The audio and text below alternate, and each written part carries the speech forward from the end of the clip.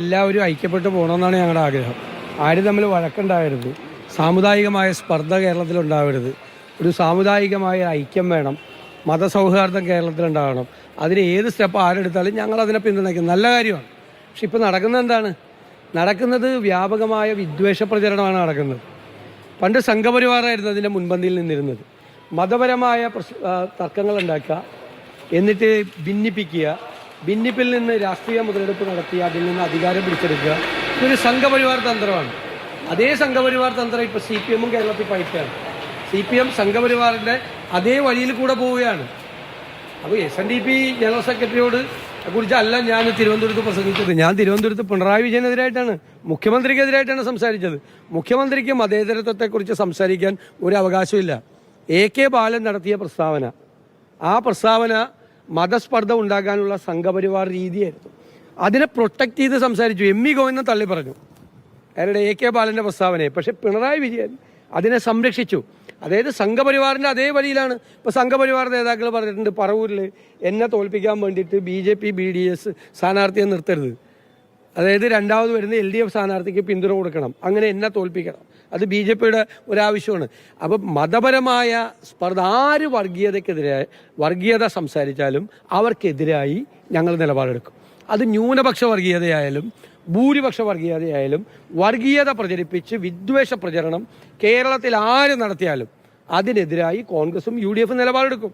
അങ്ങനെ ചെയ്യരുതെന്ന് പറയും. ഒരാളെ അധിക്ഷേപിച്ചിട്ടില്ല, അധിക്ഷേപിച്ചത് എന്നെയാണ്.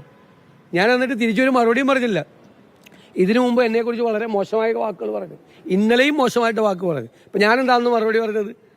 അദ്ദേഹം നല്ല പ്രായമായ ആളാണ്, ഇരിക്കുന്ന സ്ഥാനം എന്ന് പറയുന്നത് വലിയ പ്രധാനപ്പെട്ട ആളുകൾ ഇരുന്ന സ്ഥാനമാണ്.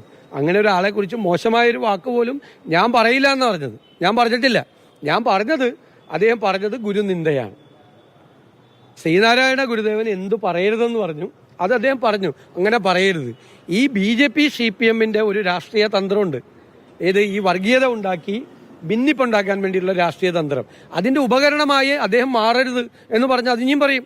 അങ്ങനെ പറഞ്ഞാൽ, അങ്ങനെ പറഞ്ഞില്ല, ഇനി അങ്ങനെ പറയില്ല. എല്ലാവരും കൂടി ഐക്യമാണ് ഉദ്ദേശിക്കുന്നതെങ്കിൽ നല്ല കാര്യം, ഞങ്ങൾ അതിനെ സ്വാഗതം ചെയ്യുന്നു. അല്ല, അതൊക്കെ എല്ലാവർക്കും അറിയാവുന്ന കാര്യമല്ലേ, എല്ലാവർക്കും ശ്രീനാരായണീയരായിട്ടുള്ള ആളുകളെ കൂടി വോട്ട് ചെയ്തിട്ടല്ലേ നമ്മളൊക്കെ ജയിക്കുന്നത്. ഏതർത്ഥത്തിലാണ് പറയുന്നത്? അദ്ദേഹമാണ് ഗുരുദേവൻ പറഞ്ഞതിന്, ഗുരുദേവന്റെ ദർശനങ്ങൾക്ക് വിരുദ്ധമായി സംസാരിക്കുന്നത്. അദ്ദേഹം പലരുടെയും ഉപകരണമായി മാറുന്നു. അങ്ങനെ ആകരുത്. ആ പൊസിഷനിലിരിക്കുന്ന ആൾ അങ്ങനെ ആകരുത്. അല്ലാതെ ഞാൻ എന്തെങ്കിലും ഒരു വാക്ക് ഏതെങ്കിലും കാലത്ത് അദ്ദേഹത്തെക്കുറിച്ച് മോശമായിട്ട് പറഞ്ഞിട്ടുണ്ടോ? അദ്ദേഹം എന്തെല്ലാം പറഞ്ഞിട്ടുണ്ട്? എന്നെ ഊളംപാറയിൽ അയക്കണമെന്ന് പറയും. കേരളത്തിലെ പ്രതിപക്ഷ നേതാവിനെ ഊളംപാറയിൽ അയക്കണം എന്നൊരാൾ, ഒരു സമുദായ നേതാവ് പറയുമ്പോൾ ഞാൻ അതിന് മറുപടി പറയുന്നില്ല.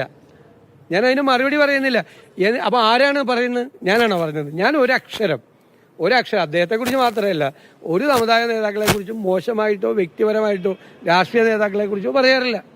അവർ പറയുന്ന കാര്യങ്ങളിൽ അഭിപ്രായ വ്യത്യാസം പറയും, അത് പറയാതിരിക്കാൻ പറ്റില്ല. സെക്രട്ടറി പറഞ്ഞു, താങ്കൾ വെള്ളാപ്പള്ളി നടേശൻ മുഖ്യമന്ത്രിയുടെ കാറിൽ പോയതിനെ വിമർശിക്കുന്നത് അത് ഒരു ചീപ്പായ പരിപാടി. ഞാനല്ല വിമർശിച്ചത്, എന്നെ കുറിച്ചല്ല പറഞ്ഞത്. കാറിൽ കയറിയതിനെ വിമർശിക്കുന്ന ആളുകളുണ്ട്. ഞാൻ പറഞ്ഞത്, വെള്ളാപ്പള്ളി ഒരു വർഗീയ പരാമർശം നടത്തിയപ്പോൾ കേരളത്തിലെ മതേതരത്വം, ഞാൻ വെള്ളാപ്പള്ളിയുടെ പേരും പറഞ്ഞില്ല ആ യോഗത്തിൽ, ആരാണെന്ന് എല്ലാവർക്കും മനസ്സിലാവും. നടത്തിയപ്പോൾ ആ ആൾക്ക് പിറ്റേ ആഴ്ച പോയി പൊന്നാടയിട്ടു മുഖ്യമന്ത്രി. എന്ത് മെസ്സേജാണ് കൊടുക്കണത്? നിങ്ങൾ സിമ്പിളായിട്ട് ആലോചിച്ചു. ഭയങ്കരമായൊരു വർഗീയ പരാമർശം അദ്ദേഹം നടത്തി. ഞാൻ അതിനെ എതിർത്ത് അങ്ങനെ പറയരുതെന്നാണ് പറഞ്ഞത്. ഗുരു എന്താണ് പറഞ്ഞത് അതിന് വിരുദ്ധമായിട്ടാണ് അത് പറയരുതെന്ന് പറഞ്ഞു. ആ ആളെ പിറ്റേ ആഴ്ച പോയി പൊന്നാടയിട്ട് അങ്ങനെ പറയുന്ന ഒരാൾക്ക് മതേതരത്വത്തെക്കുറിച്ച് പ്രസംഗിക്കാൻ, എൻ്റെ മുമ്പിലിരുന്ന് 1 മണിക്കൂർ മുഖ്യമന്ത്രി പ്രസംഗിക്കുകയാണ് മതേതരത്വത്തെക്കുറിച്ച്, ഇടതുപക്ഷത്തെക്കുറിച്ച്, ഇടതുപക്ഷത്തിൻ്റെ സമീപനത്തെക്കുറിച്ച്. ഞാൻ പറഞ്ഞത് അത് പറയാനുള്ള അവകാശമില്ല. അങ്ങനെ ചെയ്യരുത്. മതേതരത്വത്തെപ്പറ്റി പ്രസംഗിക്കാൻ എളുപ്പമാണ് അല്ലേ? എന്നിട്ട് ഇങ്ങനെ ചെയ്യരുതെന്ന് പറഞ്ഞു. സംഘപരിവാറിൻ്റെ വഴിയിലൂടെ പോകണം. AK ബാലൻ്റെ പ്രസ്താവന, ഞാൻ പറഞ്ഞ BJPക്കാർ പ്രസ്താവന കണ്ടു. ഇത് ഇന്നും രാജീവ് ചന്ദ്രശേഖരൻ്റെ ഒരു പ്രസ്താവന ഞാൻ കണ്ടു. BJPക്കാരത് പണ്ടുപോലെ ചെയ്യുന്ന നമുക്കൊരു വിസ്മയമില്ല. പക്ഷെ CPM പോലത്തെ ഒരു പാർട്ടി, അതിൻ്റെ നേതാവും എന്താ പറഞ്ഞത്? UDF അധികാരത്തിൽ വന്നാൽ ആഭ്യന്തര വകുപ്പ് ഭരിക്കുന്നത് ജമാഅത്ത് ഇസ്ലാമി ആയിരിക്കും. വർഗീയ പ്രസ്താവനയാണ്. 42 കൊല്ലം ജമാഅത്ത് ഇസ്ലാമി CPMൻ്റെ കൂടെയായിരുന്നു. അന്ന് ഒരുപാട് കാലം CPM ഭരിച്ചിട്ടുണ്ട്.